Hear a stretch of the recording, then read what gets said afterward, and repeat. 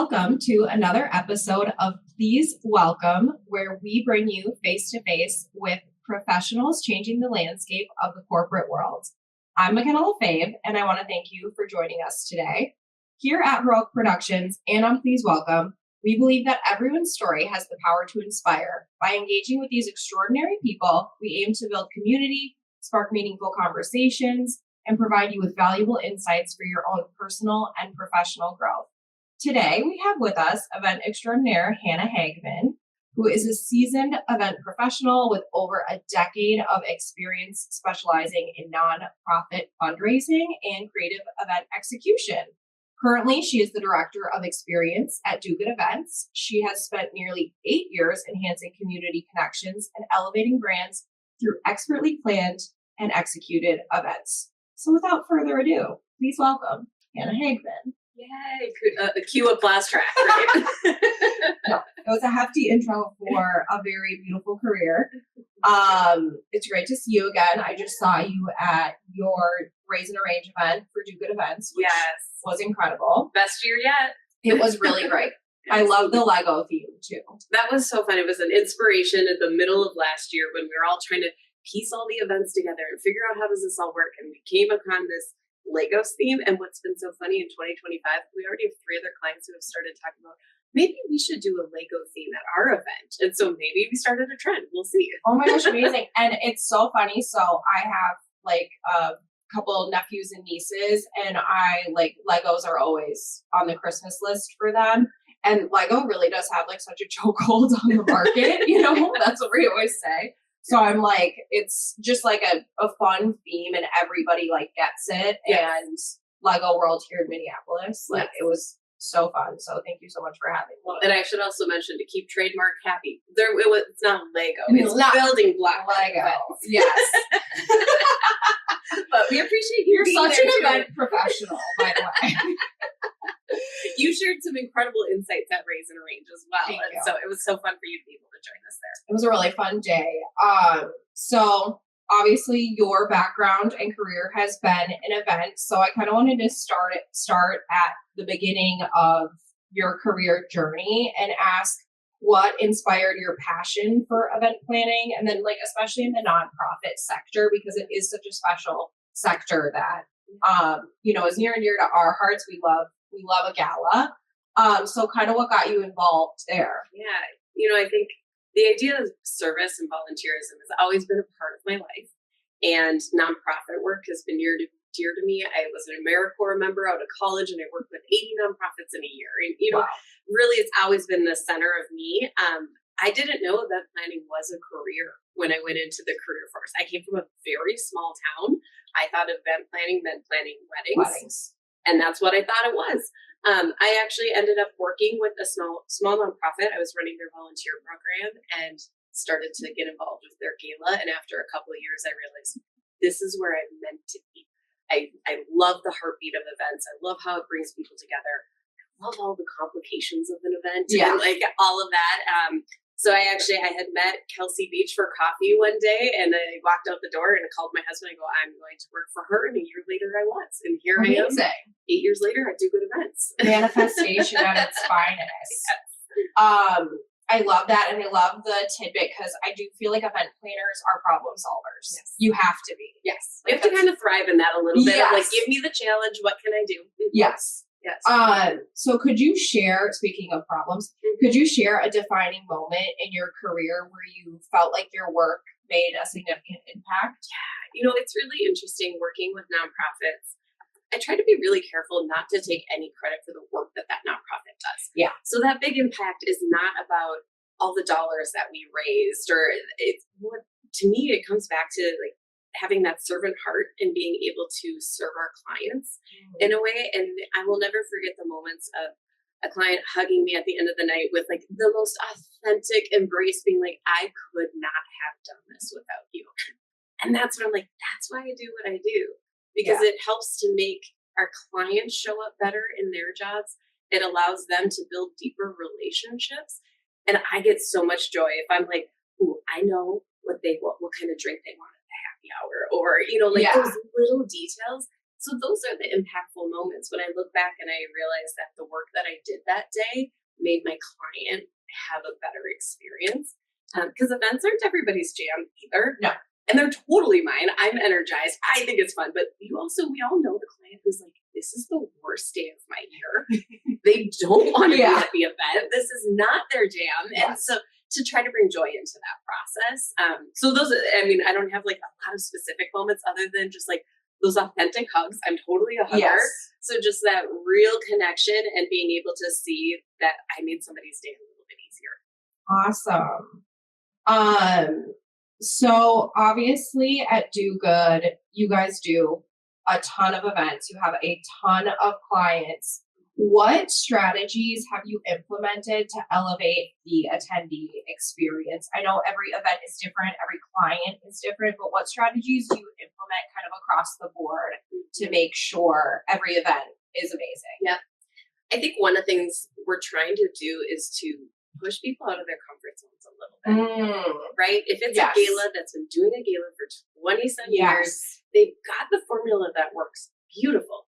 But how can we like tweak it and have a little bit more fun or just push them slightly? And it's little things like last year we had a couple of events where instead of drink tickets, we gave out little resin ducks and then people turned the duck in at the bar. And like, that's so silly and such a simple little twist, but that was what was talked about. Afterwards in the community debriefs, they're like, the little ducks were fantastic. That didn't change anything about how that nonprofit raised funds, but it changed the guest experience. So I think across the board is looking at our events and being like, where can we get a little bit more creative? Where can we have a little more fun and those kind of things? And then I think it's also reminding our clients that events are not just event day, it's leading up to it. Particularly newer, smaller nonprofits that are getting into events is wrapping the concept that the event started 9 months before the event. Those relationships had to be built. And so we've been trying to work with that too. Like it can't just happen in the room. Yes. Amazing. How do you approach balancing that creativity like the ducks and the logistical precision when it comes to event execution? First and foremost, it's always casting a vision and understanding that we're all in it together. Yes. We're all going for the same goals. And so our first meeting with any event is, what are the goals of this event? And then we tell everyone if we're going through the decision-making process and we have a disagreement, whether it's between us or between committee members, it's going back to the goals and being like, does this achieve the goal? Without that, we can't do anything. And then once a vision is casted, I have a client once who told me, she goes, you never tell us no. You always say, I will figure it out. And even if the answer is not exactly what we asked for, you find something that reached that bottom line of what we were trying to do. And so it's this idea of like, how do I execute that? You asked me to put a forklift on the roof. I can't do that. But like, can you tell me why you want a forklift? And it was because they wanted to hang a great big sign. Great. I can find a better way to hang a sign out there, right? It's things like that where let us cast a vision big and bold, out of budget, out of all the things, and then we bring it back. How do we execute this? And then the third is just being ready to, I dare say pivot. I'm like, dude, I caught myself. I'm like, I'm not going to say it. No, but it's the idea that plans have to change. They're going to change, whether it's weather or even just a staffing change and a new executive director came in with a new vision and you have to change it. And that's okay. And being ready and be nimble and not let that shake you too much. And that's big because people don't like change. No, I don't even like change, but like you got to deal with it. Yes, I love that. Obviously we are an AV production company, so I have to ask, how important is the role of AV production when it comes to events? Yeah. Well, I will tell all the viewers, I'm not saying this just because I'm being interviewed by you all right now. It is absolutely critical. When you come down to it, if your audience cannot hear what you're trying to say from stage, doesn't matter how good your script writing was, they can't hear it. Yes. And they're distracted by that. Or if it's not the right sound distribution and this side can't hear, then they're having their conversations and they're ignoring it and being a distraction in the room. And the quality of that production and the quality of the team on site directly reflects your brand. And time again, I have found that the right AV team with the right people in the room can calm the nerves of any person on the stage, right? Yep. And that's where I'm a huge, like, we must do sound checks. I know not everybody loves a sound check, but I want every person up on that stage. And if nothing else, it's because we want to give them some cues, make them feel comfortable. Yep. And so I think that's one thing I know your team does exceptionally well. We've had the opportunity to work together with very novice MCs and being able to guide them in some do's and don'ts of how do you make this work. And then the other thing is I oftentimes, budgets are really tight. And especially now, I think we have to be incredibly mindful of everything that's going on in the political landscapes and economic landscapes, that every one of our nonprofits are asking us to find ways to cut budget. Yep. AV is not the spot to do it. Or if it is, I will just, to all of my friends out there, talk to the AV team and say, I need to cut this much. You tell us where we can do that cut because you all know better. So I trust you a lot, but budgets are tight, but this is not the spot that we want to make cuts. Yeah. And I think too, something that I know we have done, and I'm sure a lot of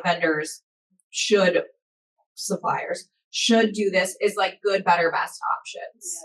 Yes. Yep. It's like, this is what you want. This is what we can do it for, or we can take it to this level, but this is what it's going to cost you. I think a lot of definitely clients really respect that and then can kind of see the value add in what they're getting for the cost. Yes. So I know that's something that people have said they appreciate. Yes. So yes. I would say, ask any of your suppliers, like, what are my good, better, best options? Yes. Or if I have to remove something, what am I losing? Yes. I think that's the other thing, especially if it's a year-over-year event and they go, okay, I have less budget this year.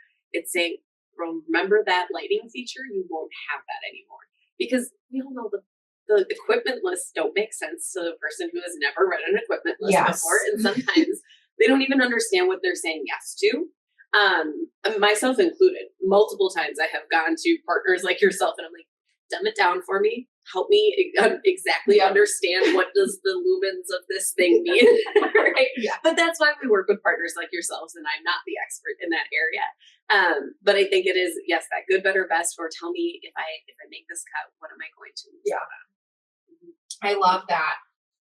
What are the key metrics you use to measure the success of an event, particularly for nonprofits? Obviously, amount of money raised is an indicator, but I know that there's got to be more than that. Absolutely. And every nonprofit has their own indicators, right? And oftentimes nonprofit events kind of fall in a couple categories. We have fundraising events, which is the galas, and that's where, yes, the dollars raised is the number one goal. I also like to call them friend raisers. Friend raisers often don't have an ask involved, but it's a nonprofit event that is bringing a community together. Oftentimes these are happening ahead of the gala a few months to help build those relationships. And so one is understanding, is this a fundraiser or a friend raiser? That will help to establish our goals. But even if it is a fundraiser, I love to work with our committees to say, what is a non-dollar goal? Is it you want to shake the hands of 20 people in the room that night? Is it you want to make sure you connect with the table host at every table? Like, what are some of those things that we can also really help to facilitate and make sure it happens? Wow. I don't have a ton of control over the dollars in the room, right? We can put all the strategies in place, and sometimes we still won't hit the mark. But I can make sure you shook the hand of 20 people, or that you met this person, or I want to make sure that I get to enjoy the after party, or I don't want to miss the toast at the beginning of the event, right? Those are the things that I also like to glean from the client and say, how would you find that to be successful? And then I think the other thing is donor engagement and that survey at the end. We're really big about surveying our donors, so survey the attendees, and we want to hear the feedback, good, bad, and other. We know you're never going to please 100% of people in the room. Negative feedback should be expected. But let's figure out, what does that mean? How does that maybe adjust your event? And then for us is a big thing of just the client relationship. Being able to have mutual partnership, mutual ownership in the event. As much as you guys may not believe it, like, we care about your event probably as much as you do. I've set up many nights very, very late because it has to be perfect. So just understanding that, like, we care too, and making sure that that's all brought forward. I love that. What are your non-money related goals? That's great. Let's talk about some challenges. So, can you describe a particularly challenging event that you managed and how you overcame obstacles to achieve success? Which I'm sure this happens a lot. Oh yeah, like there's an obstacle with every event, right? But when we were talking about this question, immediately came to mind the opening of the Treetop Trail at the Minnesota Zoo last summer. Yes, the Treetop Trail. So, like, one of the coolest projects in our state. And so if anyone doesn't know, it's at the Minnesota Zoo, the old tram, track, whatever that was, like, the, as we were all kids in the air riding this thing. So it's 32 feet in the air, and now it is the longest elevated walking trail in the world. Like, and it's in Minnesota, and that's so cool. So crazy. I had the opportunity to be part of that opening weekend. And what that consisted of was not only public facing events, we had 2 evenings of events, and we had some other little, like, press conferences and the ribbon cutting and all these things in the middle of it. And it all had to flow with a public open zoo. But in our first opening night, we had 20 ribbon cuttings in under an hour, and they were all at different parts around. So we had to have teams of, like, catering and photography that would bring the toast and take the picture and move them along. And so there was a lot of stakeholders involved in this, and trying to create a really good experience for over 200 people all at the same time. It was a challenge, but so much fun. Wow. Also, the construction was still happening. We didn't actually even get on the trail until like 2 weeks before the event was happening. So just so many things. Yeah. And it was an incredible team that came together that kept nimble. We talked about that before, of like, yes, things are going to change. And we also kind of had to just trust the process of, no, we've never done this before. Oftentimes a client will say, well, have you ever done it? No, but that doesn't mean this won't work. Like, I've thought through it and I'm confident it's going to work. And that's kind of what this event was I have never done an event like this, but I'm confident this is going to work. And it did. And that was really cool. Amazing. I know you guys work a lot with the zoo, and our zoo does some really cool events and cool stuff. And we had the honor of working on Beastly Bash in 2024, which is a super amazing gala. So yeah.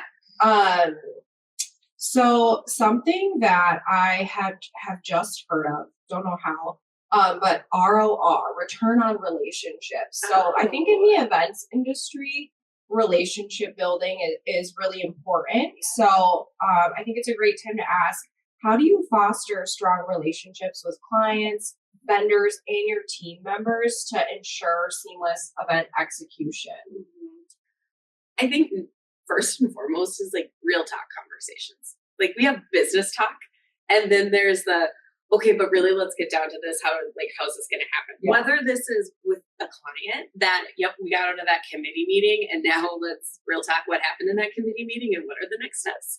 Or if it's with somebody like yourself, where we're working together and we've got a challenging event and a challenging client, and we're heading together towards that client and figuring it out. But then behind the scenes, we're going, okay, but really, how are we? How are we doing this? Yeah. So I think it's that real talk conversations of, like, there is that time to have the agendaed professional conversations, and then there's the time to just peel back the layers, be human. It's actually one of my favorite things that has come out of pandemic, is that so many of us are working from home with kids and animals and all this stuff. Yes. Like, there's a lot more grace to just be human. And I think those kind of conversations are truly how we make connections. So I think those real talk conversations, and then that just remembering, like, we are all on the same team. Yes. Like, in the end, we all want an exceptional event.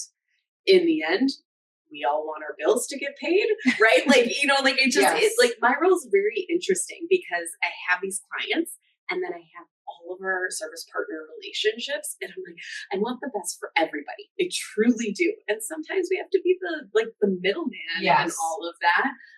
And truly just trying to, one of our core values is be good partners. And that is to clients, to service partners, and to our team. You know, event planning is a tough job, and we've got an internal team that's growing. And being able to be like, I will always be there for you. You can text me at 9 a.m. or 9 p.m. and say, I have a problem. I'm like, I'm there. I got you. And that's really important, I think. Amazing. I love that. What advice would you give to someone looking to build a career in event planning? I know it's not for everyone. Yes.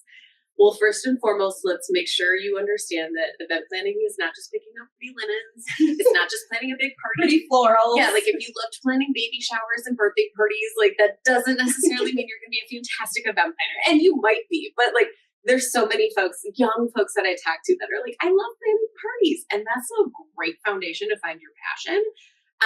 Do you love a spreadsheet? No. Because event planners gotta love a spreadsheet, like a good. You don't have to be techie, but you gotta love a spreadsheet. But so I think that's like a big part of it is starting to learn what the industry really is. What does that job actually entail?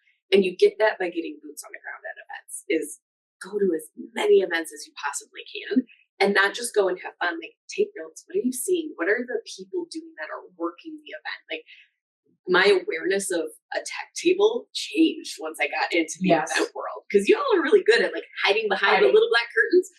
It's amazing what's going on. And so I think if you want to be in events, go to events, but then look for how that event is being executed and pay attention to those roles and where you want to be. Because I think that's the other thing. A lot of folks maybe start saying they want to be an event planner. It's maybe that they want to be in the events industry, but you're just haven't found the right spot yet. And then like intern and shadow. We love when we have folks that want to come shadow us at an event and see what it's like. And so that's always the doors open. So asking questions and trying to get some behind the scenes is good too. Awesome. Shadow Hannah, everybody. Yeah, come on. All right, let's talk about the future for a little bit. What emerging trends in the event industry excite you? How do you see them shaping the future of event planning? Yeah, we've been talking a lot about how 2024 finally felt like the first year that we weren't surviving pandemic or reflecting on pandemic, right? Like it was just finally normal life. Let's plan forward. So that was really exciting as the conversations that we can start having about events have a longer strategy plan. We're not thinking about, well, whether or not that event's actually going to get to happen. Yeah. We can start talking about multi-year strategies. And I'm very excited about that because I think that's important. People are willing to be a little bit more creative. They're willing to take a little bit more risks. More and more events are coming back, right? Yes. They're coming back, they're reinvigorating, they're changing. So it's also challenging us to stay competitive in the landscape of events, right? And that is exciting. With that has become new businesses as well, like small businesses that are supporting events with new lighting features and decor features and all these, and that's really cool. I love meeting all like the new, like I just started this business. I think it's so cool. How can we integrate? Because the Minnesota events industry is very small. When you boil it down, we all know each other in some way, shape, or form. And so like getting them into that industry is really exciting. I think it pushes all of us to just get more creative too. Yes, I love that. Where do you see your career and the events and industry headed in the next 5 years? Yeah, I think the Minnesota event industry is underrated, and we are dynamic and ready to explode. Like that's truly where I think that we're positioning ourselves that way, right? As you look at, is it the junior hockey? I'm not going to get the right word. They're coming here. We won like a big bid for the junior hockey tournaments to come here in like December, and the Special Olympics U.S. Games is here next July, and people are starting to see Minnesota as a destination again and see us for everything that this industry can offer as well. And so I'm excited about that in our industry of not only our local homegrown events, but bringing in some national exposure to how incredible this state is. We are excited to continue to see nonprofits to grow and expand. There has been some rumblings of whether or not events are worth it. And we're like, Yes. You're worth it. Not even just because I'm like, that's my job. I could not imagine a world without events. Like, Yeah. we need them. You need them to create connections. And so we're kind of going to be on that high horse for a while of like, no event should not be going away. And we're ready for it. Do good. We've been hiring. So we've almost doubled our team in the last 24 months. Oh, wow. And we are excited for the growth and we're ready for it and ready for the big events that are coming and the small events. Like that's what's cool about a growing team is being able to say yes to the multi-day conferences and 1,000-person galas, but then also being able to say yes to that event that just needs an on-site event manager or support with name tags, right? Like there's little things that make events great too. And by expanding our team, we get to do that. And I'm excited to help grow and manage that team. Good for you. Amazing. Yeah, I think events are back. I keep saying that. I mean, they have been back, but we're seeing too, I feel like after COVID, the time to start an event versus the event date got so small. Oh my goodness, yes. But now we are seeing that people are booking, a year, 2 years in advance, and that hadn't been happening the past few years. I'm really jealous of your year to 2 year mark. Can I get some of that?